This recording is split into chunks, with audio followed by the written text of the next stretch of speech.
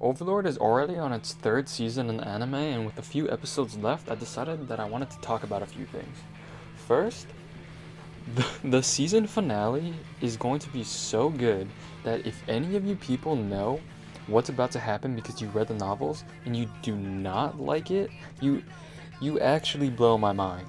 You actually blow my mind if you think that this season finale that's gonna happen is not gonna be as good as the other ones, because this fight that's gonna happen is gonna be amazing. For those of you who don't know, because you haven't read the light novels, I'm not gonna spoil anything, but I just want you guys to know that it's not gonna be the same type of fight that you would expect from based off of season 1 and season 2. It's gonna be a different type of fight, but it's gonna be just as good. If not, I honestly like this fight better than the past 2 seasons fight.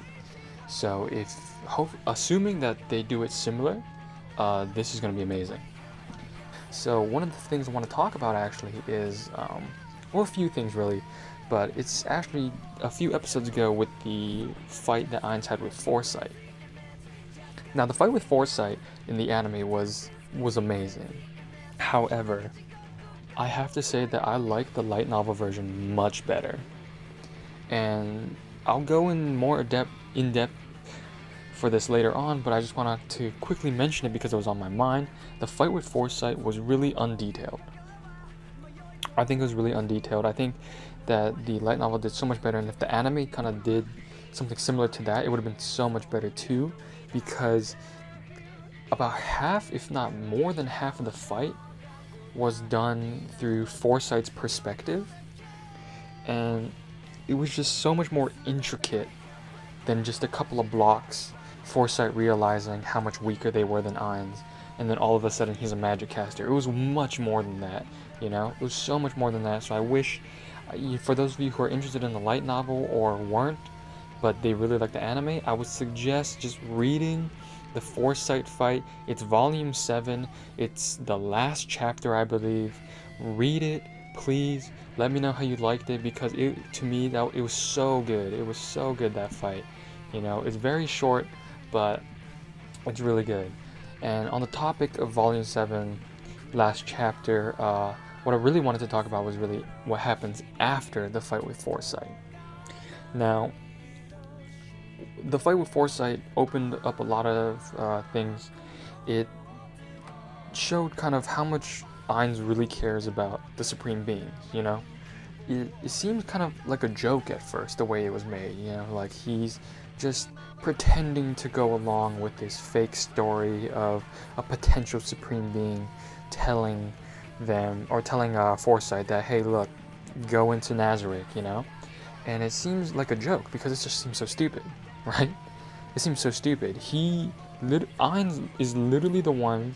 He's the one who set up with the top mage from the Empire for them to invade Nazarick. So he knows that it's impossible. And yet, for some reason, Ainz still thinks that there's a slight chance that one of the Supreme Beings actually told Foresight to come in. So it just seems so stupid. But it kind of just goes to the point of how much Ainz really cares about them, right? And what's interesting about this is that Albedo and Ainz ends up having a conversation after the fight. Now, this conversation could be interpreted many different ways, and this is just how I interpret it, right? Because it's left unanswered in the novel still, and there's a few theories on it. I haven't really looked into too many theories on this. This is kind of what I thought of as soon as I finished reading it, but I've seen some that were very similar to what I was saying, so I'll kind of just briefly do a brief summary of it, okay? So essentially in this conversation, Albedo is talking about forming this super team, right? This team full of really strong, powerful Nazarick characters. Right? I'm not talking about Ainz himself. I'm not talking about all of the Guardians themselves. I'm talking about, created beings under Albedo to form this super team. Now, of course, she would probably want the Guardians involved, but she can't. And the reason for this is because this team's purpose is to find the other Supreme Beings. Right? So she's making a super team because she wants to help Ainz find the Supreme Beings in this world. Now, already there's a few questions, right? A few questions already. Like, if you're just looking for them, why do you need such a strong team?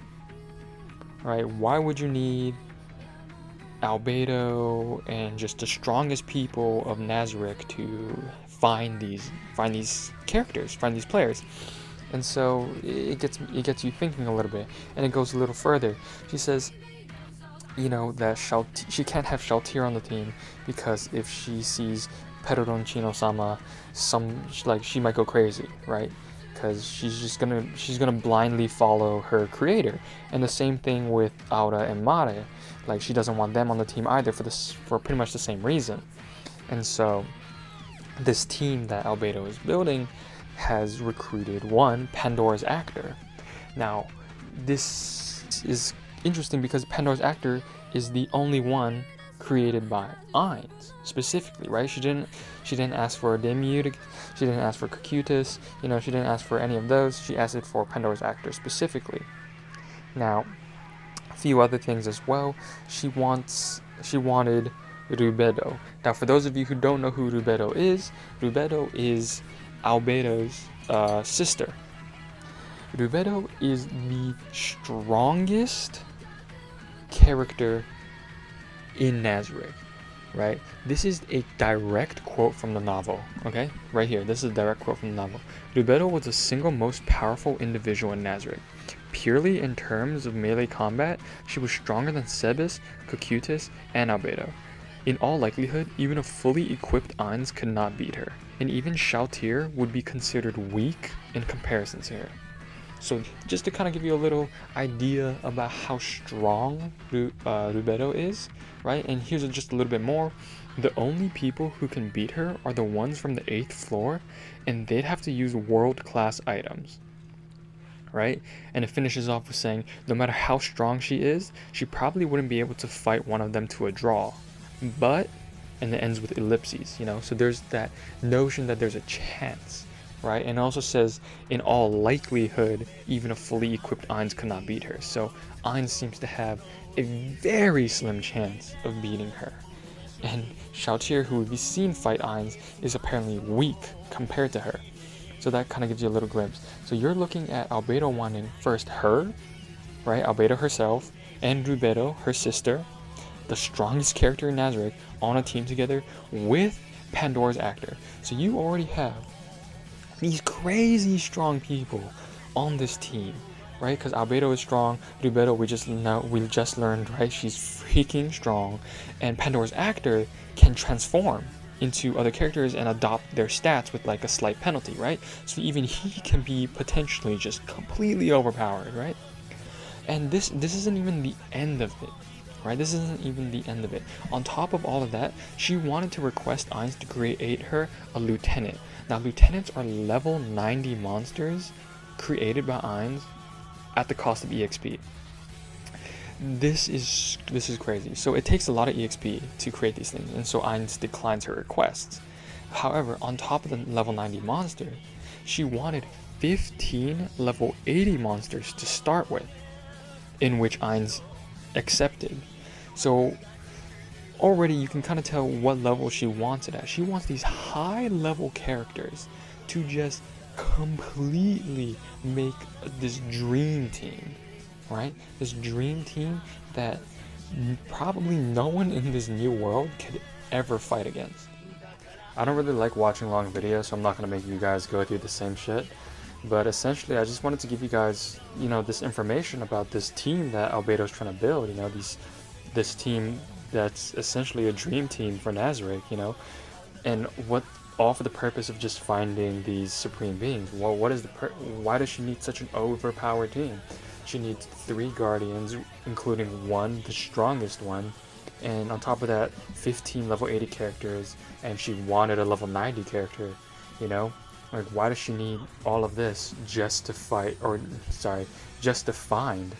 the supreme beings? Like, what's up with that? Kind of gets you theorizing, like, maybe there's a bigger purpose. Maybe she's figured something out. Maybe there's something that she just can't directly tell Ainz about. That's why she needs this completely broken team, you know? So I really want to hear what you guys think. Let me know. Maybe some of you guys think it really is just to find the supreme beings, and the overpowered team is just in case there's other OP characters out there that they run into on accident, or something along that line, or perhaps there's maybe even a darker route as to why she wants this overpowered team. So I'll let you know what I think, just to get you guys thinking about something as well. I think this team is for her to kill the supreme beings. I genuinely think this team is to kill the supreme beings if they ever find them, which is why she needs this huge overpowered team that even someone like Ainz with his max level gear probably wouldn't be able to fight, right? So I kind of want to get you guys thinking about some stuff. So that's my take on it. Let me know what your guys' take on it. Let me know if you guys read the novel as well. Let me know, hey, like, maybe I've missed something. Let me know what I missed. And for those of you who haven't read the novel, only the anime, what do you think about this? Do you think it would have been interesting to kind of put in as one of the after credit scenes from the Foresight fight? Because I think it really would have, this supreme team they're building. Yet all we got was Intoma changing her voice. Let me know if you guys have any questions. I'll try my best to answer them as soon as I can. I'll probably end up putting it in another video or something of the line. Perhaps if there's a lot of questions or a lot of comments and something like that, I'll just put them all into a single one and answer them. With that in mind, here's a question that I saw from a previous video.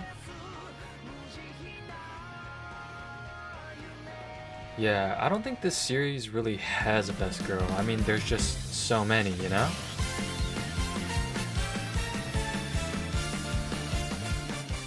With that being said, thank you guys for watching, for listening, and I'll talk to you guys later. Shoots.